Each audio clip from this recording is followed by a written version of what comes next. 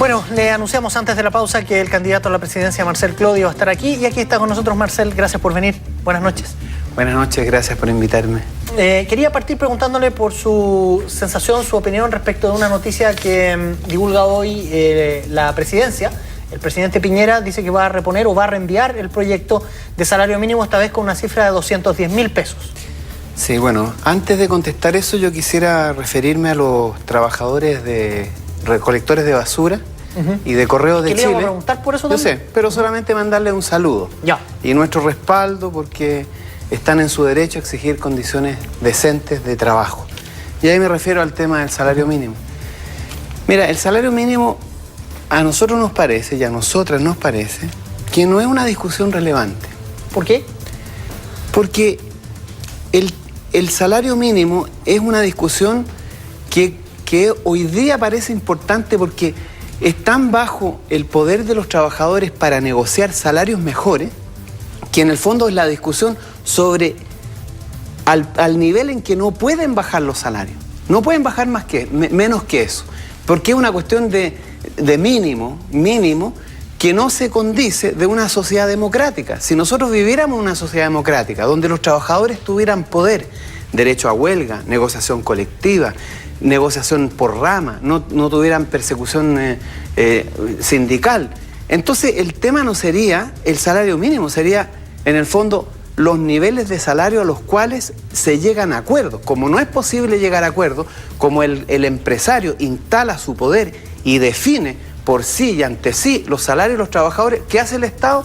Discute sobre el nivel más básico al cual no puede bajar. Pero se lo puedo preguntar de otra forma, entonces, ¿usted dejaría el salario mínimo como está y le daría más capacidad a los trabajadores de negociación? Exactamente, pues, ¿sí? Eso es lo que hay que hacer.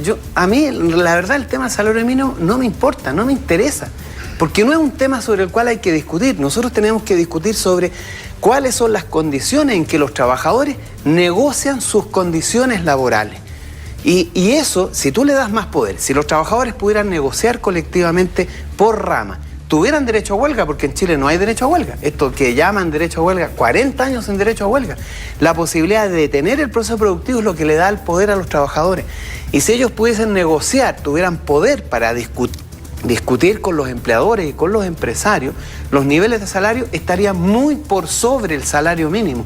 Por eso no me interesa la discusión del salario mínimo, porque si tuvieran poder los trabajadores, nadie ganaría en Chile el salario mínimo y estaría por sobre los 300, 350 mil pesos y 400 y 500 mil pesos el promedio de salario en Chile. Como el poder de los trabajadores es tan despreciable, inexistente, entonces el Estado actúa como ya más abajo que el salario mínimo, no pueden bajar los salarios, ¿me entiendes? Aquí el tema central, lo importante, lo relevante, no es cuánto es el salario mínimo, sino que el poder de negociación de los trabajadores. Ese es el problema central, porque el salario es una relación política. Si tienen poder de los trabajadores tienen poder de negociación, el salario sube. Si no tienen poder, el salario baja y se puede hundir en cero. Puede llegar a ser cero. Pero entonces el Estado dice no, cero no puede ser, salario mínimo. A mí en realidad ese tema del salario mínimo creo que hay que superarlo y hay que hablar de una sociedad en donde los trabajadores tengan poder de negociación, que hoy día no lo tienen, es cero. ¿Quién gana hoy día el salario mínimo en Chile y por qué hay tanta presión para que nunca suba o nunca se dispare? Porque, como te decía, la presión es... porque hay presión, porque el salario es, una vez más, es una relación política.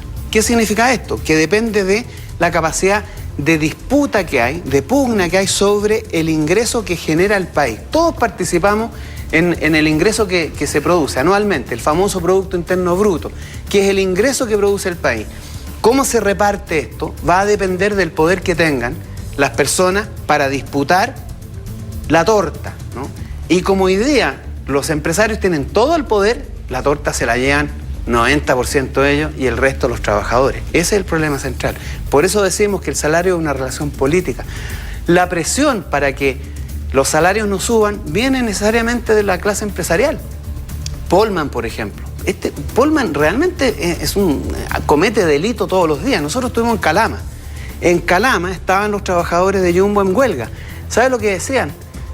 no les reconocen los salarios, les descuentan por cualquier cosa, les descuentan. Y además la comida que les dan en los casinos está podrida, es la que les sobra. Ese es el señor Polman. Así tratan a los trabajadores. ¿Por qué? Porque no tienen poder de negociación. Si tuvieran poder de negociación, los salarios subirían. Ciudades como Calama, tengo que recordar la situación de la toma de Calameños Unidos, que hay allá más de 1000 personas viviendo como si fuéramos a Haití. En Haití vive la gente así, pobreza total y absoluta, sin luz, sin agua, sin baño, sin servicios, sin nada. Y amenazados permanentemente de desalojo. En la capital del cobre de Chile, ahí hay gente que vive en esas condiciones. ¿Por qué? Porque el poder de los trabajadores es tan bajo que entonces tenemos que discutir el salario mínimo, las condiciones son escandalosas. Quiero preguntarle en la misma línea, usted le mandaba saludos recién a los recolectores de basura, nosotros estuvimos con ellos conversando acá, y ellos nos decían, hoy día se pelotean entre las autoridades de gobierno y los municipios. Los que están paralizados hoy día corresponden a casi el 95% de los trabajadores recolectores de basura y son trabajadores contratados por una empresa externa a la que le paga el municipio, a la que llega a acuerdo para mantener sus condiciones. ¿Usted tiene alguna propuesta en este tema que es bien global en el país, que son los trabajadores tercerizados? Bueno, nosotros creemos que la tercerización tiene que terminar. Eso es un mecanismo. ¿Se puede? Pero ¿por qué no se va a poder? ¿Qué lo impide? Si es un tema de poder político. Si los trabajadores tienen poder, si la sociedad chilena le parece que no tiene que existir más la tercerización, entonces se termina y estos trabajadores tienen que ser integrados. Y por último, si existen estas empresas tercerizadas y es muy complicado cambiar el sistema, hay que establecer las mismas condiciones para los trabajadores tercerizados que los que están en las plantas. Y las condiciones de estas empresas deben obviamente ser similares, idénticas a las que están en otros lados. Estas empresas, el problema central acá es que estas empresas también se rigen por el Código Laboral. Y el Código Laboral no le permite a los trabajadores posiciones de negociación que les permita subir los salarios. Ese es el problema central. Entonces, la tercerización en una parte importante de la economía chilena debería desaparecer. Nosotros creemos que, por ejemplo, en la minería deberían estar todos integrados a la empresa central y no tercerizados, porque esa es una manera que tiene el empleador de desentenderse del trabajo, entregárselo a un subcontratista y que este subcontratista se encargue de los trabajadores. Y entonces se establece una negociación, por decirlo así, por el servicio y el empresario subcontratado, entonces establece una segunda forma de explotación del trabajo a la vez al subcontratar en condiciones mucho menos favorables a los trabajadores que están fuera de la planta de los que están en la empresa central. Yo creo que hay que revisarlo profundamente porque esa forma de ejercer el trabajo en Chile es una manera de aumentar los grados de precariedad del trabajo. La subcontratación fue precisamente eso, precarizar el trabajo más aún de lo que estaba antes. Marcel Clot ha hablado de la capacidad de negociación de los trabajadores, ha hablado de eliminar la tercerización. Yo quería sistematizarlo un poco. ¿Cuáles serían los 3 primeros proyectos de ley que enviaría si usted fuera presidente? ¿Dónde está su centro? Bueno, el primer proyecto de ley, más que el proyecto de ley, la primera medida va a ser convocar a la Asamblea Constituyente, convocar un plebiscito para preguntarle a los chilenos si quieren una nueva constitución. La segunda, el decreto de renacionalización del cobre, recuperar el cobre en lo inmediato. Y la tercera, poner en libertad a los presos políticos mapuches procesados por ley antiterrorista.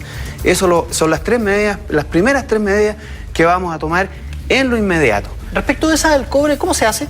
¿Cómo se hace con la gente que aquí tiene inversiones, que ha dado empleo, bien o mal, que lo ha hecho, que ha firmado contratos con el Estado de Chile? Se tienen que ir nomás, así de simple, porque además han ganado más de lo que han invertido. Y ¿sabes lo que pasa? Que ellos ya recuperaron con creces infinitas veces más la inversión que han aportado. En empleo no dan nada, en contaminación no asumen nada. O sea, impuestos pagan mínimas porcentajes de impuestos. Entonces Chile pierde. Un minuto que está un inversionista extranjero explotando el cobre en Chile, perdemos. Simplemente un decreto supremo presidencial, recuperamos el cobre y estos señores se tienen que ir en lo inmediato. Se rompen los contratos. ¿Y cómo queda Chile frente al mundo? Nosotros dependemos mucho de lo que pase afuera, somos exportadores. Mira, el cobre lo van a seguir comprando. Ellos han recuperado ya con creces lo que invirtieron. Y eso va a seguir igual. los mismos trabajadores, los mismos gerentes, los mismos ingenieros van a seguir trabajando. Si lo único que nosotros vamos a cambiar es la dirección donde van a depositar los fondos por cuando vendan el cobre. ¿Sabes lo que pasa? Que es muy grave lo que está ocurriendo con el cobre en Chile, porque ellos están apuntando a aumentar las inversiones. Hydro Aysén, las termoeléctricas, son proyectos de inversión y de generación de energía eléctrica para suministrarle a través de la carretera, esta carretera eléctrica que piensan hacer desde el sur hacia el norte, para alimentar los proyectos mineros. ¿Sabes lo que va a pasar con eso? Van a hundir el precio del cobre, lo van a hundir. 100.000 millones de dólares en proyectos de inversión es una catástrofe para el país. Van a hundir prácticamente en cero el precio. A ellos les conviene. ¿Por qué les conviene? Porque ellos el negocio de ellos, de los inversionistas extranjeros, no es el cobre. Marcel. No es producir cobre, sino que es comprarse a sí mismo cobre. Entonces, mientras más barato, mejor. Los que perdemos son los chilenos, que vamos a vender el cobre a precios prácticamente despreciables. Por eso que nosotros decimos, la recuperación del cobre es para financiar la educación, la salud, las pensiones y además para mantener control, dominio y autoridad sobre un recurso que es estratégico para el país. Marcel Clot, para alcanzar a hacer otras preguntas, yo quería un análisis suyo de una nueva competidora que estará en la papeleta, no habíamos alcanzado a hablar. Su opinión sobre Evelyn Matei, que hoy día estaría representando a la Alianza. Mira, nosotros creemos que cualquiera sea hoy día el candidato de la Alianza están perdidos. Ellos perdieron la elección. La derecha económica, la derecha Luxig, Mate, Angelini, los grupos económicos pusieron su ficha en la Concertación. Lo que hace la derecha finalmente hoy día política, la derecha política, es más o menos mantener un nivel de votación. Por eso van a luchar ahora. Pero ellos ya perdieron la elección. Se declararon derrotados. Han votado ya 3 candidatos. Por lo tanto, a mí me parece que discutir sobre la señora Matei y su potencial como candidata, la verdad no tiene mucho sentido. Porque finalmente aquí lo que importa es ver quiénes están detrás de la Concertación. Detrás de la Concertación, miremos el comando. Hay personas vinculadas al grupo Luxig, al grupo Edwards, a la Fundación Chile, todas instituciones y grupos que financian, que mantienen, que suscriben, que legitiman el modelo económico chileno. La AFP, la ISAPRE, la privatización del cobre. Esa es la candidata o el candidato o la candidatura que a nosotros nos interesa referirnos porque es la candidatura de la derecha económica. Nosotros frente a eso estamos planteando un proyecto completamente distinto. Esa es la disputa que nos interesa. La verdad es que la derecha política ya tiró la esponja. Marcel Clot, muchas gracias por acompañarnos esta noche en Gracias a ustedes por invitarme.